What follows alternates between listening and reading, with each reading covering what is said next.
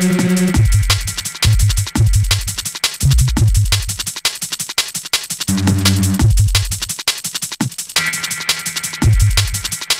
I'm going to take it right back to where you started from, really, because I know from like the late 80s that you probably, like, was that the first single or was it the first time you was getting into production?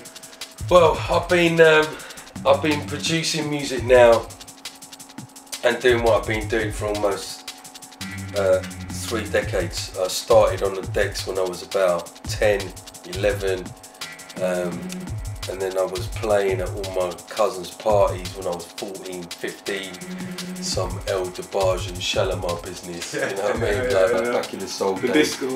Yeah, do you know what I mean? Like, it was the kind of like, you know, we were the new guys playing, it was the new era of soul music, you know. Tashawn, Melissa Morgan, Keith Sweat, and you know, and that was part of the old school as well, you know, listening to Lonnie Liston Smith, and the original jazz days. So we all used to go out dancing and listening, you know, to all the new artists that was coming through, you know. It's funny, I remember Joy Sims the other day, you know what I mean? Come to my life, you know what I mean? Big tune. But we were in transition of electronic dance music, you know, Depeche Mode, Orchestral Manoeuvres in the Dark, you know, Gary Newman, just, you know, Duran Duran, that whole thing was coming through, and then you kind of had the urban take on it, that, you know, that was coming through as well, which was the new form of dance music, Mel and Kim, do you know what I mean? Yeah, sure, and that whole Stockaking and Walkman Roadblock, and do you know what I mean? And then you had LL Cool J, I'm Bad, and then, what? And all them tunes. And then I was very fortunate, my mate died a little while ago, and his name was Phil Hills, and I was a trier blood from day one. I was destined to do what I wanted to do with music and play music, and it was an all-black club in Ipswich, and it was all the Americans, GIs used to go there, right. But it was really it was like white and black people, but they were all amalgamated, and you didn't really get that fusion back in them days. It's only 88, 89 that everybody, the Summer of Love, and you know, the whole you know, the whole culture thing was squashed into one. Everyone was cosmopolitan. Do you know what I mean? And yeah, so that for me, fundamentally, I played there Fridays and Saturdays, and I used to start from 9 o'clock and finish at 2. Man was playing 2, 3 slow songs, so some switchy business was going on, and then I was going into a little bit of early house, you know, Tyree Cooper, Acid, and all that, and then hip hop as well. You know, Smith and Mighty, you know, big tunes. You know what I mean? Soul to Soul, Blue Zone, Lisa Stansfield, Love Was a Big Thing. That was a big tune.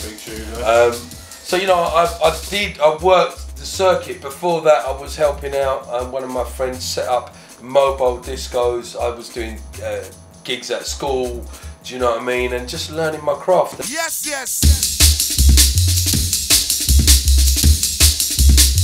88 came, like 87, 88 came, and one of my friends invited the promoters of the Crazy Club to my brethren's house in Colchester. I'd already been on the circuit. I was playing at the Works in Colchester, the Tartan House. I was even fucking playing for Kenny Khan back then. Do you know what I mean? Blast from the past. That's why I've got to give props to Kenny. Do you know what I mean? And then I just matured. You know, I started DJing. I went to London. I played at the Astoria. I got my first residency at the Astoria and Limelights, and I was working at City Sounds. And from there on, I just didn't look back. It just started to roll. And I was blessed, you know what I mean? I came right through the ranks. Obviously I was playing house music at Astoria for the Crazy Club, warming up for DJs like Paul Trouble Anderson, you know, Bad Boy, you know what I mean? Like, I've learned so much off of those guys, you know. Also people like Mr. C, Evil Ed Richards, Colin Hudd, Paul Oakenfold, because them men were already established. They were doing what they were doing, and we were the new school coming in. And we were all playing house, do you know what I mean? We all played under one roof. And then kind of 91, 92, I done my first remix and they gave it to Ryder on the plate with a beat in it, and it was Orbital. Yeah, and it smashed it, you know what I mean? But then we was busting the 4th floor and the little break thing going on. Yeah, sure, yeah. And then I went on to fucking remix every Tom, Dick and Harry. I'd done Shades of River, Moby, Baby D, St. Etienne, True Parker, and then I had all the tunes that I was, you know. So where did Jungle come? Where did you first hear Jungle? You thought yourself, right? Do you know what? It wasn't about even just. It was a format. You know, this is the problem. Everyone wants to fucking label it. You know what I mean? So what, you know, to me, I would call my interpretation of jungle, yeah, is ghetto-based music. Mm-hmm. Do you know what I mean? I believe you know, every so often they want to class it as something. A good tune's a good tune. Do you know what I mean? But the name jungle, it was labelled in '94. We had a lot of bad press. There was a lot of fucking shit going on in the dances, which again happened in the garage scene. And I blame the people that label it. You see what I'm saying? Because they stigmatise it, and then it's fucked for everybody. Yeah, so to me, it's just a natural progression. If you look at house and you look at where we are now, you know, it's actually come back full circle because the dubstep boys have taken it back to where it originally started. So, you know, it's how each individual interprets it. Do you know what I mean? I'm not too keen on fucking sticking names on it. Do you know what I mean? Because it is what it is. It is what it is. Do you know what I mean? Whether it's 150 BPM or 175 BPM, if it's kicking and people are dancing to it, then why label it? Yeah, music is music. You know, there was a time when we played it in Astoria and I could play, you know, she wakes up crazy in the morning just to do her hair. Do you know what I mean? To play that, and then I'd play The Sun Rising. Do you know what I mean? By Beloved. Now, or Strings Alive. So to me that was jungle, bro. Do you know what I mean? It was rhythms, it was fusion. Yeah. So if anything, the more you label something, the more you fuck it up. And actually that proves that history is actually done that. It's fucked it. Do you see what I'm saying? So I think, you know, if you want to class it as jungle, you know, I would class what I was doing when I had a 4/4 beat with it as jungle. Do you know what I mean? You might as well call it ghetto for all. Yeah, I would say it's ghetto music. Do you know what I mean? Yeah. But it's influenced from that time and that era. Do you know what I mean? The software that came about then as well, well, we originally started on an Atari ST1040. God bless Mr. Atari. And then we had Cubase to sequence, and then obviously we had the samplers, the S950, which we started off with. And now everybody's going back analog because I think everybody can make music quite cheaply, but I think it's like anything. If you're a bricklayer and you want to make a brick wall, then you've got to go and get your tins. You've got to go and get some cement and some sand and some water and mix it up and then make a wall. Do you know what I mean? And foundation, right? Exactly. So how can you not have a foundation? Do you know what I mean? And I think... And expect it to stand. Exactly. You know, like what we've done has stood the test of time. You know, 15, 20 years, so you can't argue with that. Well, them tunes when we played this before, they were bangers, and that took me right back to like between 95 and 98. But it sounds current and it sounds up to date and it sounds fresh. So what I'm saying to you is, for me, it's very important that we stick to what we love, and progress from that, because it's natural evolution. It's revolutionary. It keeps changing. Do you know what I mean? And you have to be a type of a chameleon.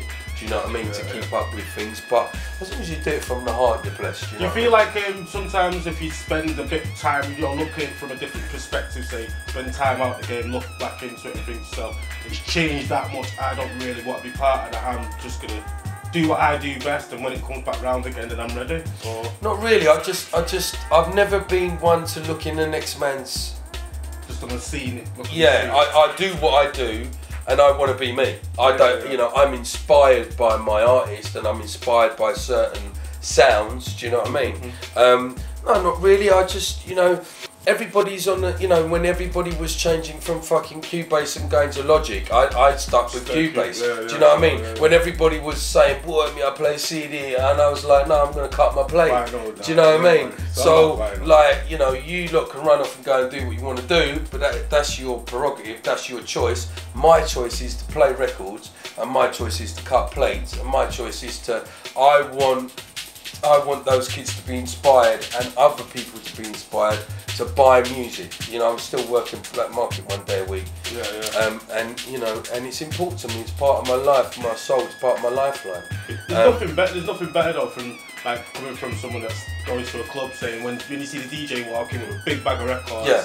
You know, I love that. I'm just saying that, you especially that 2 bags deep. You're like, yeah, this guy knows it. This exactly. Fat, right? And I'm come prepared. I'm come to mash up the dance. Yeah, you know what I mean? And I'm coming to execute my sound and how I play, and I want people to have a good time. But it's, for me as well, it's educational because I'm not just going to play any old thing. I've come to you know, I want to give you your money's worth. Do you know what I'm saying? And I want you to go home and go, fuck me, that was bad. Do you know what I mean? And be buzzing on a natural. We've bent the music already, so you don't really need to bend it. You know what I mean? You could have a little drink and have a little listen. And it's funny, when I come off the decks last night, I was in Southampton, a lady came up to me, she went, "That's wicked, thank you very much." Do you know what I mean? Next man come up to me, boy, that was unbelievable, right? So it makes you appreciate what you do.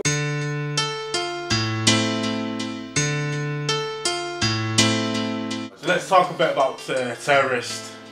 Okay. Renegade. Well, you know, I made that tune in 4 hours, blood. You know what I mean? It was like I got to go out. I got to do what I got to do, and I got 4 hours to kill the tune. and that's how I used to make music. And I still do. I was at Blade Runners last weekend, and I made 3 tracks in like 1.5, 2 days. Do you know what I mean? And that's those ones that I played you. Did you know that when you wrote it was going to be a killer? Did you just know? Did you just not really, because I've done a lot of big tunes. Do you know what I mean? And you know, it's one of those tunes that it steered the future and inspired a lot more. Whole generation, and it still is, because you play that tune in the dance and everybody knows it. Straight away. You only have to drop the first note and that's it. Yeah, and I got inspired, you know, from my peers, you know, Warren Atkins, Derek May, Kevin Saunderson. You know, I wanted to make tunes that people will go, you know what, that's a tune, I'm going to pick that tune up in 50 years time. You know what I mean? So, and you know, all the tunes I did, we done from the heart, you know what I mean? And I did purely, and also I didn't know too much about reggae. So I kind of called reggae and dub at a really late stage in my life. But that was an interpretation of dub. Right, so if you remember, everybody was sampling reggae tunes at that point, and it was mad. Everybody was just taking a little loop, and the drums were going everywhere. And I thought, you know what?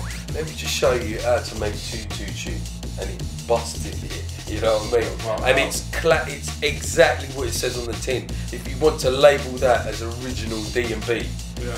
But reggae dub orientated, and it has. I mean, I remember being in Leicester Square one day, and I heard it coming out of some normal Sharon and Gary kind of club. I was like, well, that's my tune. You know what I mean?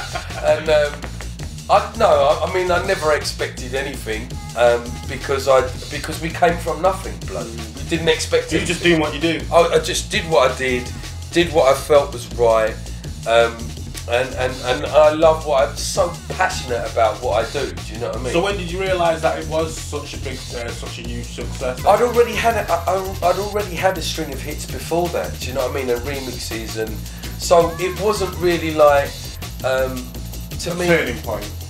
No, because I'm always trying to push the boundaries. Like what you just heard there, is pushing the boundaries. Do you know what I mean? So to me, it's I mean, I'm blessed. You know what I mean? It's one of those tunes that's never going to leave my side. I'm blessed for that. Do you know what I mean?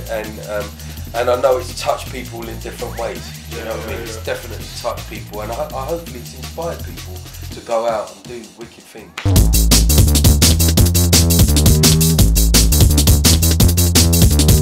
So let's move on a few years and we talk a bit about Chopper. Well, that again came. You know, I did Chopper, I did Terrorist, I did Yes Yes, I did Sing Time. Do you know what I mean? I did. Then before that, I did Scotty. I'd done Ricky. I'd already done loads. So I'd done like 50 or 80 tunes at the same time, and you really can't keep track of which one's gonna bust because they were all busting. Do you know what I mean? But you know, Chopper.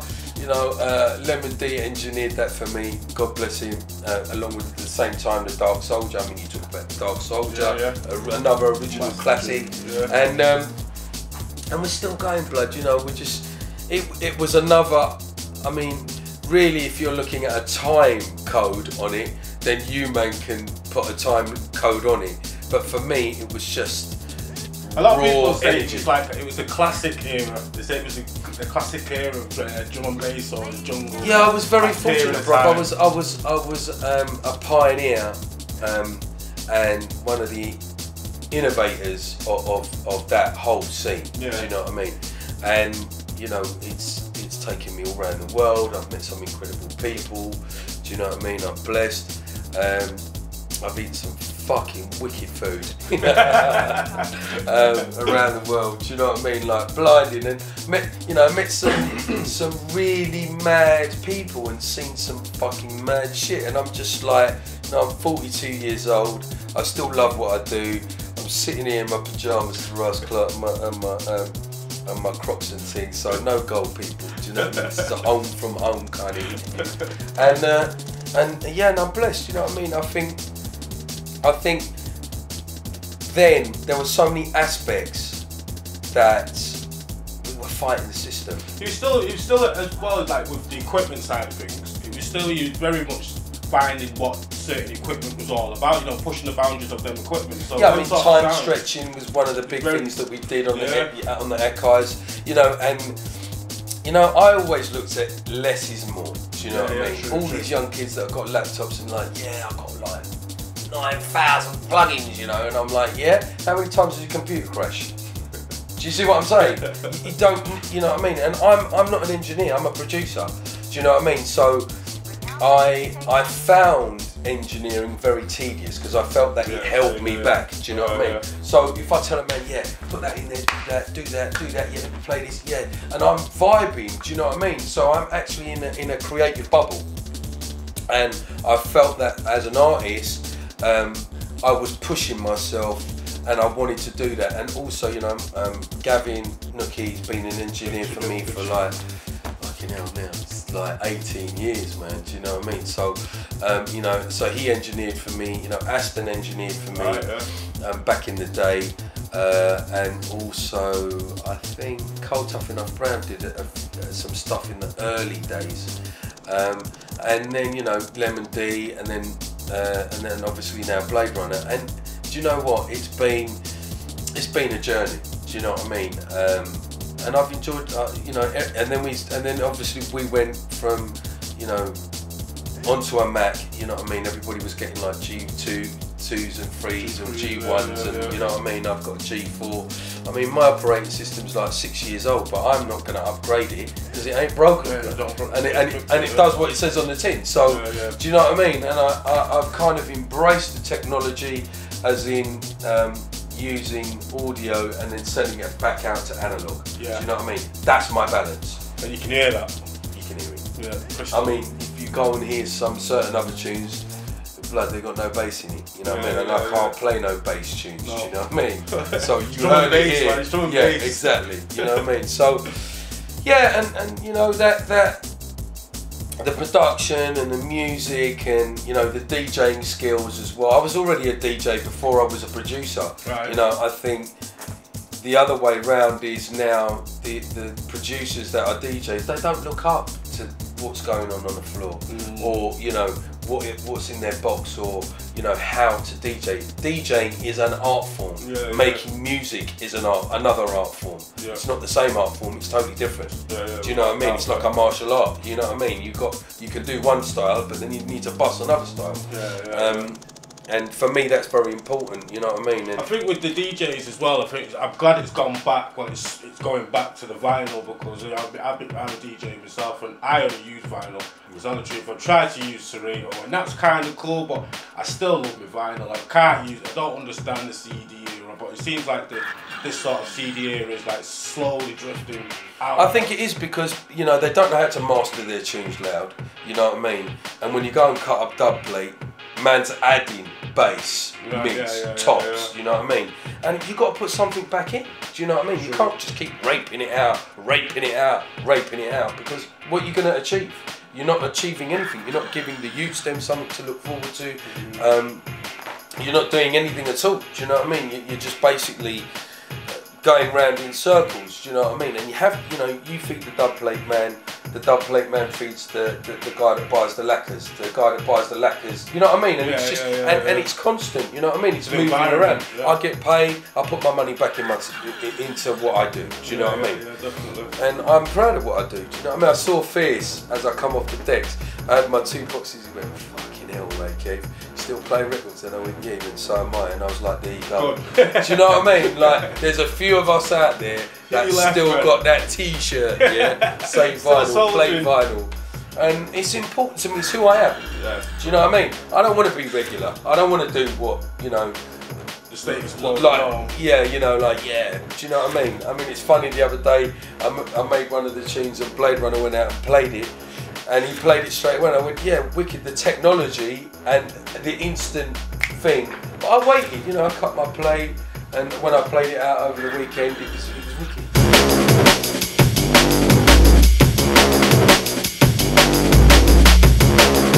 So let's take it to current day now. So we're talking about, you've got like a whole generation really of tunes ready to come out. Are we going to put them out? Well, we're still doing what we're doing. I mean, we put out Blade Runner's album, Analog Bass, and that was, you know, he's an amazing artist, do you know what I mean? Before that, obviously, the album that I had out was with Daddy C, Twisted Anger. We've got another guy called Explicit, we've got another guy called Venom, I just signed some more guys called Lionfire, we've got The Dark Soldier, Alias. I've got 2 albums I'm doing. One's called Original Blueprint, which I was telling you about. We found 18 tracks that we didn't put out 10 years ago that we are going to put out now, which is amazing. And then I'm working on my debut album, Silver Lion. And yeah, you know, it's just a natural progression. Do you know what I mean? I think... Was it good just to take you back there a minute? When you found them 18 tracks, was it good to hear that? Was it refreshing to hear that? No, most definitely, because sometimes, like I said, we were going against the system so much that you forget what you do. Because you're so...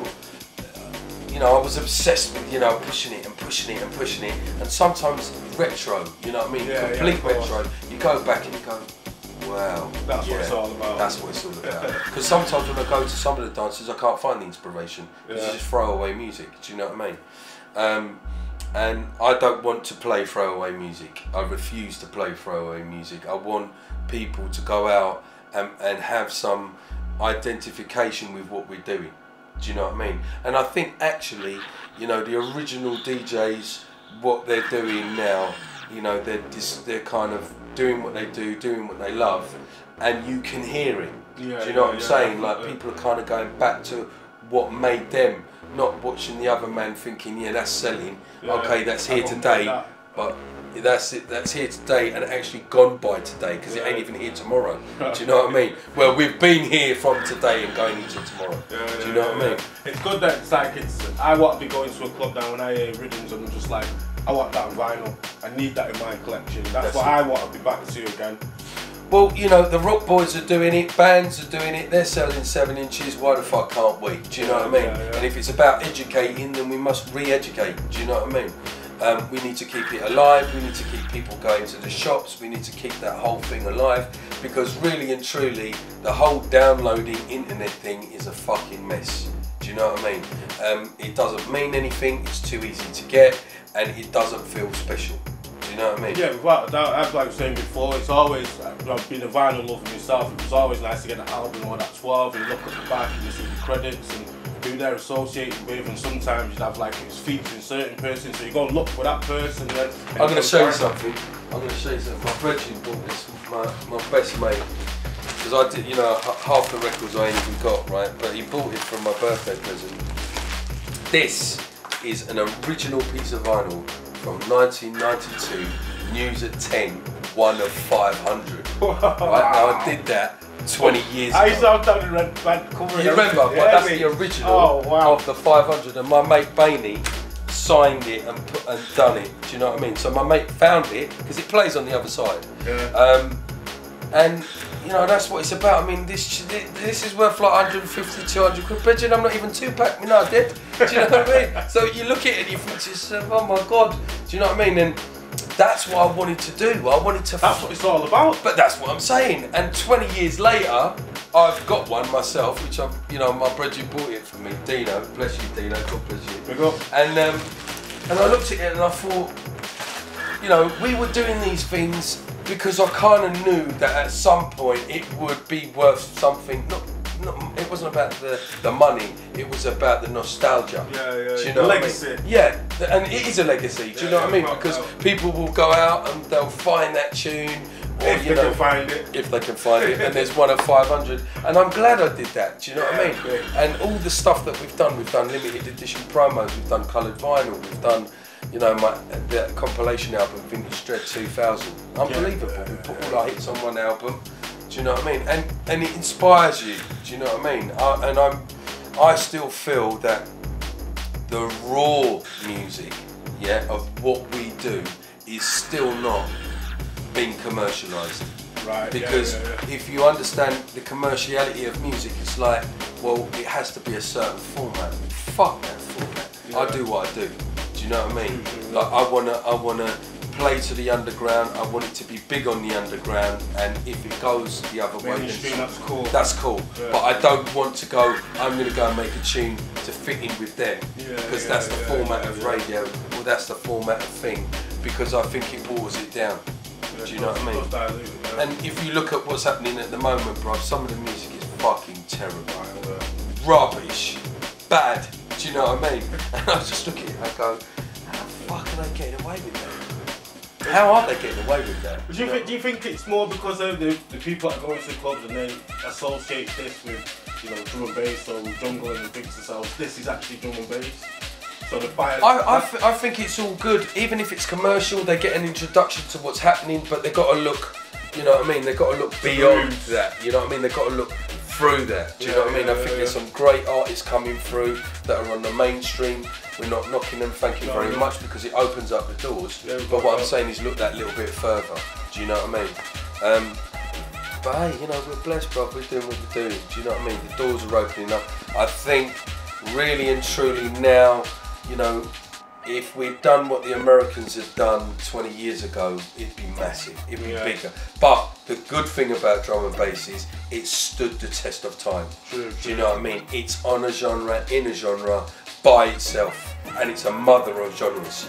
It's given birth to a lot of things, like we were talking about, you know, dubstep, two-step, grime, the whole thing. So it's an incredible gift to be passed on. Do you know what I mean? Because if we didn't do what we did, then they wouldn't do what they do. Exactly. So I think that whole thing, and you know, now we've learned to work with artists, and instead of sampling and, you know what I mean, like working with singers, I think there'll be more of a connection with people coming to the real source and going, yeah, I want to make a tune with this guy because that I want the real thing. I don't want the watered down. Don't want no imitation. Do you know what I mean? And I think a lot of people try and imitate stuff. I mean, Bridget, 10 years ago you didn't even hear a drum and bass beat on the TV. True. And now you can hear it all the time. Everywhere. The whole thing. So, you know, we're blessed and we're pushing forward. I think, you know, the past is the past. We give thanks for the past, but it's all about the future. So let's talk about the future. What can we see from Ray Keith? Well, we're gonna see a next album from Blade Runner. He's got his second album that he's doing. You're gonna see Explicit's album Cyborg coming out on Penny Black. You're going to see bare remixes from me, and I've already been doing remixes as well. A new album, debut album. You're going to see us up and down the country doing our nights Babylon with all our artists and our DJs. Not that I'm jumping on the dubstep thing, but I like dub. Yeah. So we're going to release some stuff called Dread Dubs, which is one of those tunes that we found 10 years ago, which is that 140, 150 BPM, and pick out some tunes. At some point I want to do a dub album, complete dub, do you know what I mean? I just did the Luke Masters album, which is downloadable, which is wicked. Yeah, people get all our breaks and beats. I'm also doing a limited edition loop album called Studio Dread Breaks, and that's going to be 60 breaks looped for 30 seconds. And basically it's cut at 45, but all the grind boys can switch it on at 33. And the hip hop boys, so it'll be running at half time. Yeah, right. So, and no one's done anything like that for a little while. So I want to put some stuff back, you know what I mean, as we learn and bring the motivation back. Yeah, do you know what I mean? And get the kids out there, and you know, it's exciting for me because I go and sample myself. Do you know what I mean? Like I used to hunt around for them albums, and you know what I mean, all the breakbeat albums, and oh my god, do you know what I mean? Yeah, do you know what I mean? So that's a good positive thing. Yeah, and just do what we do what we love. Play music, make music. I've got a couple of big projects that I'm working on. I've just done this thing, a rework of I, Don't Get Me Wrong. I did that 10 years ago, but I'm doing it again with a chick called Shay Soul, and that is coming out as a limited edition. I'll play that when we switch the cameras off. That's too much for a preview. A little exclusive. These boys have had bare exclusives already. I'm sorry. Swelling that large, let me tell you. So, yeah, I mean, you know, we ain't going anywhere, bro. We ain't going anywhere. We're here to stay. Do you know what I mean? So, you know, I'd like to do some collaborations as well in the forthcoming 18 months. You know what I mean? I think Mallory from DMZ. We talked about doing something with my good friend, and yeah, I've done some stuff with Warrior Queen. I'm going to do some more stuff with her. I'm doing some stuff for Urban Dub and Navi, Navigator. So yeah, everything's bubbling, man. Well, definitely going to keep wishing you all the best, sir. And the girls get wanted. And the girls get wanted.